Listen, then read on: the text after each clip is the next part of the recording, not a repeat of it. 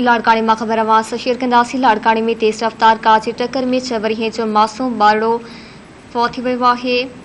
Top जो soul वटा road cross कंदे तेज़ रफ्तार कार जी टक्कर में 6 वरियें जी नीगरी निमाणी धी कलम हुसैन शहर सख्त जख्मी थी पई हुई। वारिस के गणती जोगी हालत में चांडक अस्पताल जे हासन वारे शोबे में खणाई आया, जिते डॉक्टर्स पारां जख्मी थियल नीगरी जे फौत थियण जी तस्दीक कई वई। Miro Khan police car driver के गिरफ्तार करे वरितो आहे। पुलिस चवण त कार ड्राइवर झल मक्सी जो रवासी आहे। लाड़कानी में खबर आवाज शेयर कई पिया। लाड़कानी में तेज़ रफ्तार कार जी टक्कर में 6 वरियें जी मासूम बारड़ी फौत थी वई आहे।